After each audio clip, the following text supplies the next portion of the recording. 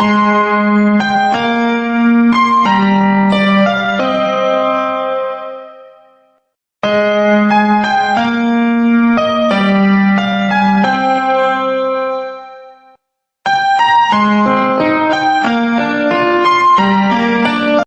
And welcome back to my channel your lovely tutor.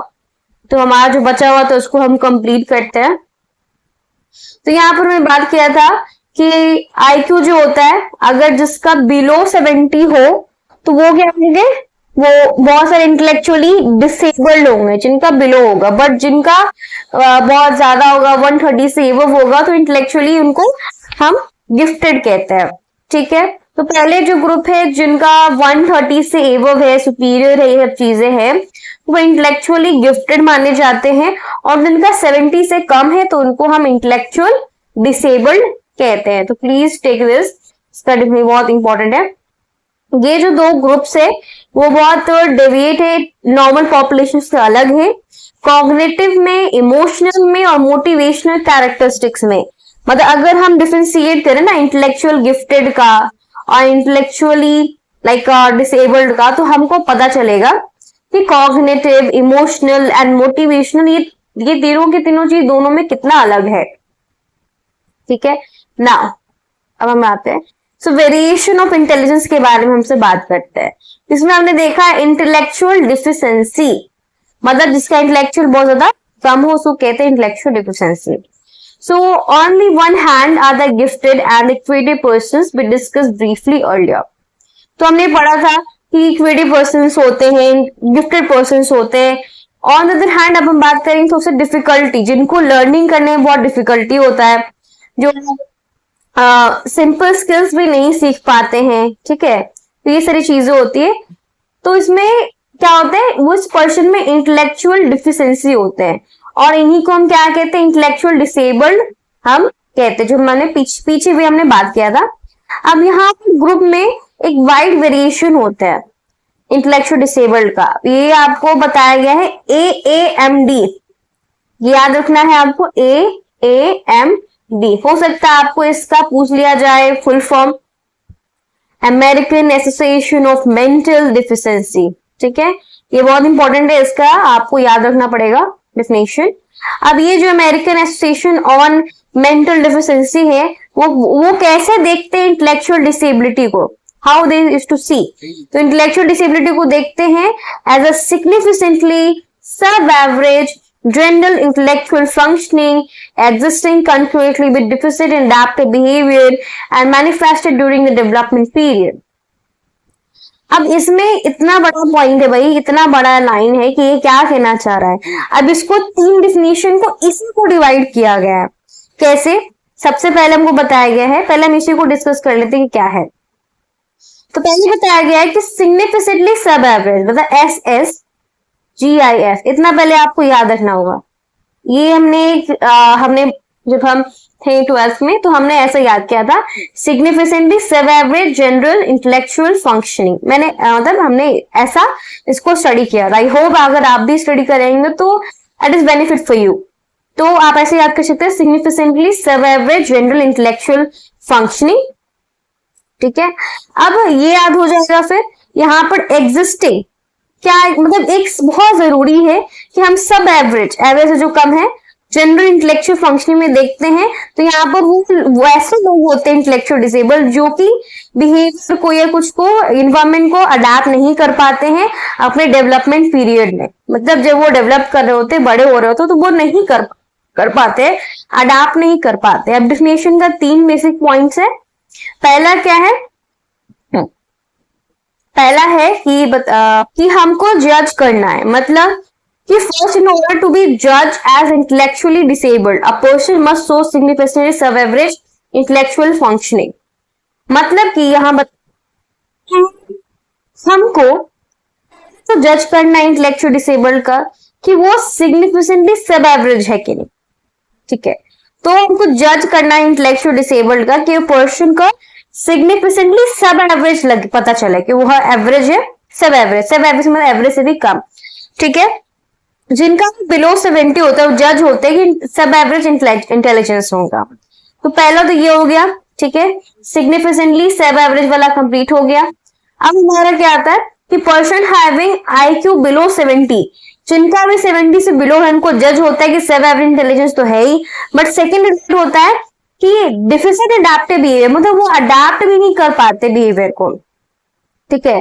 तो दूसरा adaptation वाला adapt नहीं कर पाते हैं कि अडेप्टिव बिहेवियर जो होते हैं रिफर्स टू पर्सन कैपेसिटी होते हैं कि वो इंडिपेंडेंट बन सकते हैं और इन्वायरमेंट वो डील भी कर सकते हैं। तो ये दूसरा हो गया, अडेप्टिव वाला हो जाता है। फिर तीसरा हमारा होता है कि डेवलपमेंट पीरियड वाला, मतलब the third feature is that deficit must be observe during, मतलब ये सारी चीजें आपको डेवलपमेंट पीरियड में होना चाहिए 0 to 18 years ऑफ एज, ठीक है।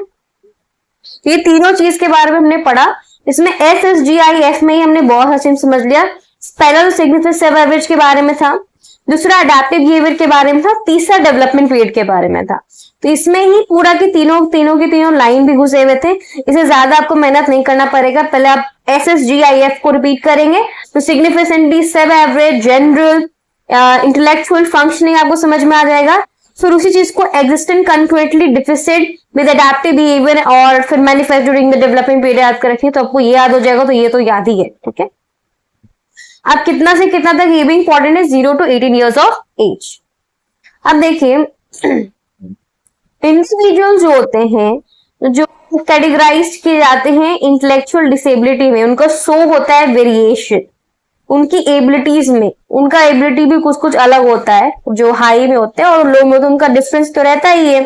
अब कैसा रहता है, तो उनको अगर हमें स्पेशल अटेंशन दे कि किस तरीके से अलग अलग रहता है, तो यहाँ पर दिया हुआ है, जो हमने पिछले वीडियो बात किया था कि हम पढ़ेंगे माइल्ड, मॉडरेट, सीवियर, प्रोफाउंड के बारे में, वो इसी में था।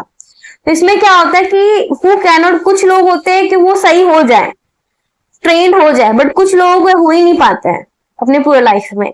तो ऐसे भी होते हैं। वैसे तो हम जानते हैं कि मीन जो IQ का स्कोर है वो 100 है। ये फिगर अंडरस्टैंड करता है इंटेलेक्चुअल डिसेबल्ड का भी हम जो बात करेंगे। इसमें different levels of intellectually disability, मतलब यहाँ पर इंटेलेक्चुअल डिसेबिलिटी के बारे में हम बात करने वाले हैं, ठीक है। इसमें माइल्ड, मॉडरेट, सीवियर और प्रोफाउंड होता है। अब माइल्ड कौन सा होगा, तो ये आपको याद रखना पड़ेगा। बोलेंगे भाई साइकोलॉजी में याद ही याद करना है, देखो क्या चीज में याद नहीं करना है, ठीक है। लेकिन जब आप पढ़ते रहेंगे तो आपको याद होगा। इसमें कोई मतलब इसमें है ये चीज जरूर कि आपको ज्यादा मुश्किल नहीं होगा याद करने के लिए। हाँ, पहले चैप्टर में हमने पहले ही बताया था, इंट्रोडक्शन वाले वीडियो बताया था कि पहले चैप्टर में आपको याद करना पड़ेगा, घमासान याद करना पड़ेगा, क्योंकि हमें भी करना पड़ा, तो ऑफकोर्स याद करना पड़ेगा। तो माइल्ड में कितने, 55 से 70, मॉडरेट में कितने, 35 से 40 और 50 से 55, मॉडरेट का ये पार्ट है। सीवियर का 20 से 25 और 35 से 40, प्रोफाउंड का बिलो 20 से 25। अब कैसे इसको याद करना पड़ेगा, MCQ में पूछा जाता है, ठीक है। अगर आप CUT का भी एग्जाम दोगे तो उसमें भी पूछा जाएगा, और जब आप बोर्ड्स का एग्जाम भी दोगे तो उसमें भी पूछा जाता है। ज्यादा चांसेस नहीं होते हैं, मैक्सिममली अगर आएगा तो MCQ में आता है। बट हम क्यों ले, हमने बताया था कि if we have to cover 100 out of 100, तो हमको कोई भी चीज नहीं छोड़ना है। We have to focus each and everything. So mild क्या है, माइल्ड अगर हमको याद रखना है तो माइल्ड पहले हम लिखेंगे, ठीक है। अब माइल्ड लेके हम लिखेंगे 55 से 70, 55 से 70। एंड देन मॉडरेट भी है हमारा। मॉडरेट अगर हम आ जाते हैं, मॉडरेट वाला हमारा 35 से 40, और इसी में हम लिख देंगे 50 से 55, ठीक है। फिर सीवियर भी हो जाता है, सीवियर भी हो जाता है, जो कि 20 से 25 और 35 से 40। फिर आ जाता है प्रोफाउंड, ठीक है। ये अब हो जाएगा 20 से 25 बिलो, ठीक है। आप कैसे इसको याद रखना है इसका हम बताते हैं। तो जरा इसको ध्यान दीजिए, माइल्ड है, माइल्ड 55 से 70, ठीक है। मॉडरेट 35 से 40, यहाँ कोई सिमिलैरिटी नहीं है। 55 70 याद करना पड़ेगा, 35 से 40 याद करना पड़ेगा। बट अगर आप यहाँ देखिए 50 से 55 भी है इसमें, आप कैसे याद रखेंगे? इसका कम से कम याद रख लीजिए कि 55 का 5 कम और 55, 50 से 55 के रेट याद कर लीजिए, हो गया याद। फिर सीवियर का 20 से 25 अलग से याद करना पड़ेगा, और 35 से 40 इसी को हटा दीजिए, इसी को हटा दीजिए, इसी को हटा दीजिए एक बार, ठीक है। फिर प्रोफाउंड को कैसे याद करना पड़ेगा? भाई सिंपल सा बात है, हम कुछ नहीं करना, 20-25 है ना, ये भी 20-25 है, मैचिंग हो गया, मैचिंग हो गया कि नहीं मैचिंग? बस इसमें ये मैचिंग है, ये मैचिंग है, ये मैचिंग है, ये मैचिंग है, और इसको तो हम सिमिलैरिटी कर ही देंगे 5 कम करके, और ये बस ये याद करना पड़ेगा एक, और ये थोड़ा सा 35, कितना कुछ याद ही नहीं करना है। इस तरीके से आप जब याद करते हो तो भाई आपको याद रहेगा ही रहेगा, बट आपको ये फोकस होना चाहिए कि वो आप बार बार उसको रिपीट करते रहो ताकि आप भूल ना जाओ, ठीक है। अलग जो डेवलपमेंट ऑफ पीपल होता है, जैसे माइल्ड है, ठीक है, तो वो टिपिकली स्लोअर होता है, मतलब कि माइल्ड को हम थोड़ा सा कंट्रोल कर लेते हैं, लेकिन जैसे जैसे और बढ़ने लगता है माइल्ड, मॉडरेट, फिर सीवियर, प्रोफाउंड, ये बहुत मुश्किल हो जाता है उसको कंट्रोल करना, और वो खुद से वो कर ही नहीं पाता है, वो इंडिपेंडेंट नहीं हो पाता है, वो डिपेंडेंट हो जाता है। लेकिन जो माइल्ड होते हैं वो थोड़े बहुत इंडिपेंडेंट बनते हैं, वो जॉब्स भी होते हैं, उनके फैमिलीज भी होते हैं। जिस तरीके से डिसेबिलिटी इंक्रीज करता है माइल्ड से मॉडरेट और फिर मॉडरेट से सीवियर, प्रोफाउंड, तो ये बहुत मुश्किल हो जाता है। मॉडरेट वाले लैग बिहाइंड हो जाते हैं, लैंग्वेज में लैग बिहाइंड हो जाते हैं, मोटर स्किल्स में भी बहुत लैग बिहाइंड हो जाते हैं, मतलब पीछे छूट जाते हैं। उनको ट्रेन किया जाता है सेल्फ केयर स्किल के लिए, simple social and communication skills के लिए ट्रेन किया जाता है। उनको एक moderate degree of supervision and every, मतलब उनको बहुत हेल्प करना पड़ता है। मॉडरेट को कंट्रोल कर सकते हैं बट सीवियर, है ना, माइल्ड को कंट्रोल कर सकते हैं, मॉडरेट को भी थोड़ा बहुत कर सकते हैं, बट सीवियर प्रोफाउंड में बहुत ज्यादा दिक्कत हो जाता है। तो ये कैटेगरी दिया हुआ है कि माइल्ड फिर मॉडरेट। माइल्ड में क्या होगा कि वो जॉब कर फैमिली हो पाएंगे, बट मॉडरेट में क्या है कि लैंग्वेज और मोटर स्किल्स में और सेल्फ केयर स्किल्स में उनको सीखना पड़ेगा, मतलब बहुत पीछे छूटे हुए रहते हैं, ये बताया गया। इंडिविजुअल जो होते हैं, ठीक है, विथ प्रोफाउंड एंड सीवियर, जो प्रोफाउंड या सीवियर में रहते हैं, वो इनकेपेबल ऑफ मैनेजिंग लाइफ, वो अपने जिंदगी को, जीवन को मैनेज नहीं कर पाते हैं। उनको कंस्टेंट केयर की बहुत जरूरत होता है, हमेशा केयर चाहिए उनको, इंटायर लाइफ में उनको केयर चाहिए। तो ये सब चीजें इंटेलेक्चुअली डिसेबल्ड के बारे में बताया गया है। अब ये जो चीजें होती है वो हम चैप्टर 4 में और भी डिटेल से बताएंगे कि क्या क्या सारी चीजें, साइकोलॉजिकल डिसऑर्डर हम बात करेंगे तो उसमें और भी बहुत सारी चीजें होती हैं, ठीक है। तो ये जो बात किया वो क्या था कि वेरिएशन ऑफ इंटेलिजेंस में कि इंटेलेक्चुअल डिफिशिएंसी में हम कैसे करेंगे, इसको याद करने का तरीका हमने बताया था, SSGIF, ये वाला बात फिर से बात कर रहे हैं। और 3 चीज डेफिनेशन कैसे हमने याद किया वही बताया। फिर इसे हमने बताया कि कैसे कैसे इसके लेवल्स होते हैं, वो भी हमने बात किया, माइल्ड, मॉडरेट, सीवियर, प्रोफाउंड। फिर यहाँ पर देखा कि इसमें क्या क्या चीजें होती है। अब हम बात करेंगे यहाँ पर इंटेलेक्चुअल गिफ्टेडनेस वाले बात करेंगे। इसमें क्या होगा कि इंटेलेक्चुअली गिफ्टेड इंडिविजुअल्स भी होते हैं जिनका परफॉर्मेंस बहुत ज्यादा हाई होता है, ठीक है, हाई परफॉर्मेंस होता है। क्यों? क्योंकि उनका आउटस्टैंडिंग पोटेंशियलिटीज होता है। अब एक स्टडी हुआ था गिफ्टेड इंडिविजुअल्स पे 1925 में, बहुत इंपॉर्टेंट है, 1925 में बाय लुइस टर्मेन, ठीक है, 1500 चिल्ड्रन जिनका IQ 130 था या फिर उसका एवव था, ठीक है।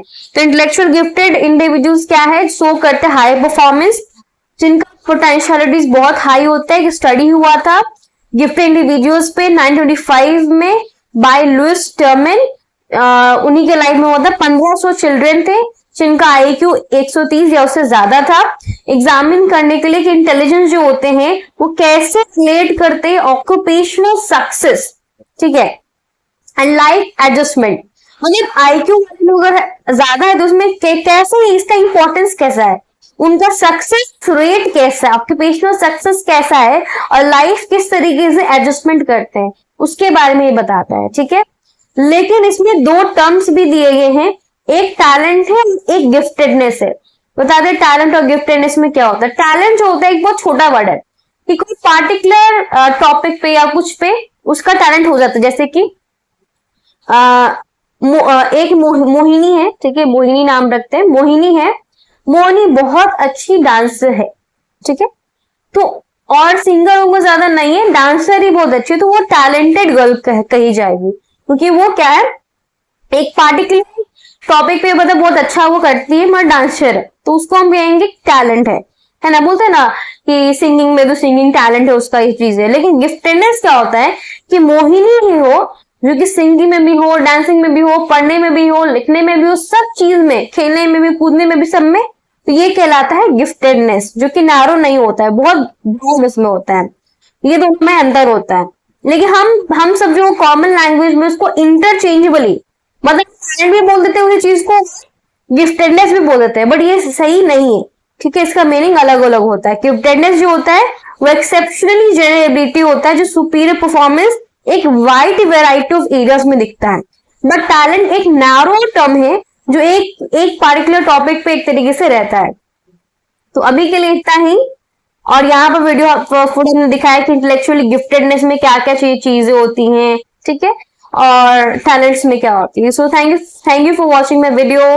Bye bye, take care.